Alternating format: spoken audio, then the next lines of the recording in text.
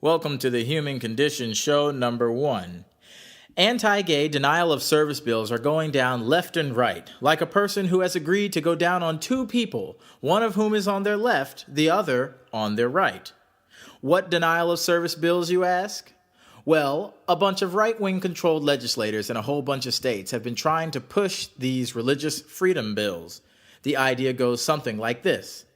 My Bible says that if a man lies with another man the way he would lie with a woman, that he has done some kind of abomination and shall surely be put to death. Ergo, what God meant by that, obviously, is that I should have the right to refuse service, employment, and government assistance to gay couples because religion. Because that's what God wants. God wants us to do that so that homosexual people will stop being homosexual. See how that makes sense? God is in heaven right now wanting that. He's watching his TV, and when he sees gay people not being discriminated against, he yells, "Come on, you're going to let these queers get away with it." Paula Deen says, I feel like embattled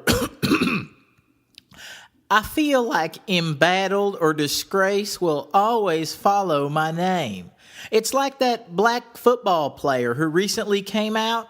He said, I just want to be known as a football player. I don't want to be known as a gay football player. And I know exactly what he's saying. And how does Paula know exactly what he's saying? Because she knows exactly what his experience is. You can just tell by how confident she's saying all this into microphones. It's just like her experience. Because see, you've got this guy, Michael Sam, who's like one of the top defensive players in college football, and he happens to be gay. Some people think that being gay is super weird or wrong, and they focus on it as a defining feature of him, instead of just one piece of the puzzle that is Michael Sam.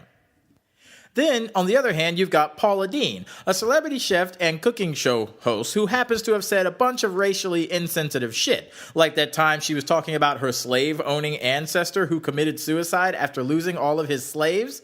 She decided to describe his situation like this. He didn't know how to deal with life, with no one to help operate his plantation. You know, there were 30-something people on his books, and the next year's census, I go to find, and there's like 0. When she could have described his situation like this.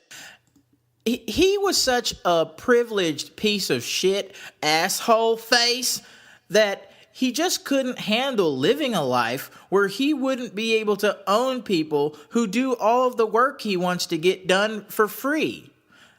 And they weren't helping him operate his plantation so much as they were operating his plantation.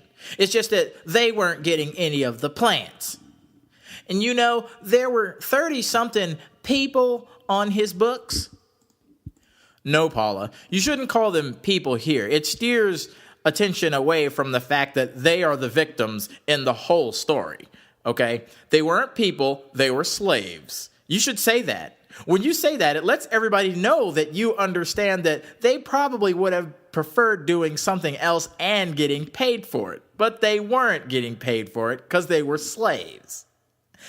And the next year's census, I go to find that there's like 0.